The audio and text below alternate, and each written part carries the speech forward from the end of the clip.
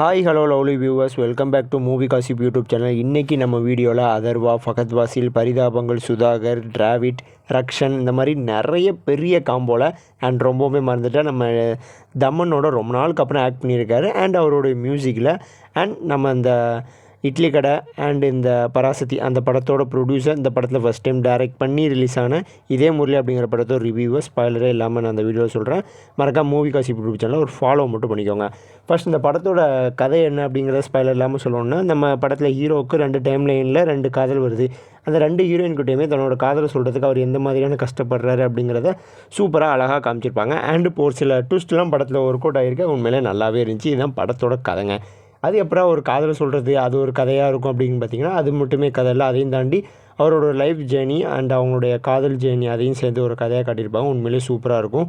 படத்தில் அவர் ஒரு வழியாக காதலை சொன்னாரா இல்லையா அப்படிங்கிற ஒரு அந்த எமோஷனை அந்த ஒரு ஃபீலை ஆடியன்ஸுக்கிட்ட கடத்தினாங்களா இல்லையா அப்படிங்கிறது தான் படத்தோட சக்ஸஸ். என்ன பொறுத்தவரையும் கேட்டோம்னா கடத்திட்டாங்க அப்படின்னு தான் சொல்லணும். இந்த படத்தை பொறுத்தவரையும் நிறைய பாசிட்டிவ் இருக்குது அப்படிங்கிறத வரிசையாக சொல்லிக்கிட்டே வருவோம். ஃபஸ்ட்டு பாசிட்டிவ் படத்தோட காமெடி போர்ஷன்ஸ்லாம் உண்மையிலே நிறைய நல்லாயிருக்கும். நிறைய ஃப்ரெஷ்ஷான காமெடிஸ்லாம் இருக்குது. அதெல்லாம் நல்லா ஒர்க் அவுட் ஆகிருக்கு. நம்ம பரிதாபங்கள் சுதாகர் அவருடைய அவர் என்ன ஒரு வீடியோவில் பார்த்துருக்கோம். வீடியோவில் அவர் ஹிட்டாக இருந்தாலும் படத்தில் வந்தால் சரியாக இருக்குமா அப்படின்னு பார்க்கும்போது உண்மையிலே சூப்பராக ஆக்ட் பண்ணியிருக்காரு. அவருக்கு ஏற்ற மாதிரியான ஒரு ரோல் கொடுத்துருக்காங்க அப்படின்னு தான் சொல்லணும். உண்மையிலே சூப்பராக இருந்துச்சு. அண்ட் படத்தில் அந்த இன்டர்மிஷன் சீன் எனக்கு உண்மையிலே ரொம்பவுமே பிடிச்சிருந்துச்சி. ஒரு ப்ரெஷர் க்ரியேட் பண்ண ஒரு சீன்.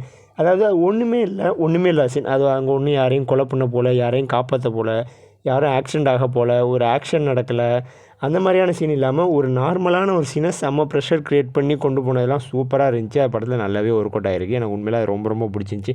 அண்ட் பர்சனலி எனக்கு சொல்லணும்னா அந்த ஃபஸ்ட் ஹாஃப் உண்மையிலே சூப்பராக கொண்டு போயிருப்பாங்க. அதை கொண்டு போன டைமென்ஷன், அதாவது ஸ்டார்டிங்கில் அந்த 90s கிட்ஸ் அவங்களுடைய சின்ன வயசில் ஸ்கூல் டைமில் நம்ம எப்படிலாம் இருப்போம் அப்படிங்கிறத ஒரு ரீகால் பண்ண மாதிரியான ஒரு போர்ஷன் இருக்கட்டும். அண்ட் ஒன் சைட் லவ்வர்ஸை கனெக்ட் பண்ணுற மாதிரியான நிறைய போர்ஷன்ஸாக இருக்கட்டும். அது உண்மையிலே நல்ல ஒர்க் அவுட் ஆகிருக்கு. அண்ட் அடுத்த ஹீரோயின்ஸை பற்றி பார்க்கணுன்னா நம்ம பிரீத்தி முகுந்த் அவங்க ஃபஸ்ட் ஹாஃப் ஹீரோயினாகவும், நம்ம பவளமொழி அவங்க செகண்ட் ஹாஃப் ஹீரோயினாகவுமே வராங்க. 2 பேருமே அவங்க ரோலை சூப்பராக பண்ணியிருக்காங்க. அண்ட் ஓவராலாக படத்தில் என்ன சொல்ல வராங்க அப்படின்னு பார்த்தீங்கன்னா, சோசியல் மெசேஜ் அப்படிலாம் எதுவும் கிடையாது. ஜஸ்ட் இது ஒரு love movie and comedy and எண்டில் ஃபீல் குட்டாக முடிச்சிருக்காங்க. படத்தோட நெகட்டிவ்ஸ் அப்படின்னு பார்த்தீங்கன்னா, எனக்கு செகண்ட் ஹாஃப் ஒரு சில லேக் இருக்குது. அண்ட் ஃபைட் சீன்ஸ்லாம் தேவையில்லாத சீன்ஸ்லாம், ஒரே ஒரு ஃபைட் சீன் படத்தில் தேவையே இருக்காது. அதை கட் பண்ணியிருக்கலாம் அப்படிங்கிற மாதிரியான ஒரு ஃபீல் இருந்தாலும் ஓகே அப்படிங்கிற மாதிரி மன்னிச்சுடுற மாதிரி இருக்குது. அண்ட் கிளைமேக்ஸ் கொஞ்சம் சூப்பராக முடிச்சிருக்காங்க. அண்ட் ஃபஸ்ட் ஹாஃபும் உண்மையிலே எக்ஸ்ட்ரானரியாக இருந்துச்சு. அது ஒரு மாதிரி ஃபீல் குட் மூவி ஆங்கிள்லே கொண்டு போயிருப்பாங்க. செகண்ட் ஹாஃப் கொஞ்சம் காமெடியாக கமர்ஷியலாக கொண்டு போயிருப்பாங்க. மற்றபடி எனக்கு படத்தில் பெரிய நெகட்டிவ் அப்படிங்கிற மாதிரி எனக்கு பெருசாக எதுவும் தோணல. அதாவது நம்ம ஆகாஷ் பாஸ்கர் அவர் முதல் படம் அவர் ஃபஸ்ட் பால்லே 6 அடிச்சிருக்காரு அப்படின்னு தான் சொல்லுவோம். நல்ல ஒரு ரைட்டிங், நிறைய இடங்களில் டைலாக்ஸு அதெல்லாம் உண்மையிலே சூப்பராக இருந்துச்சு.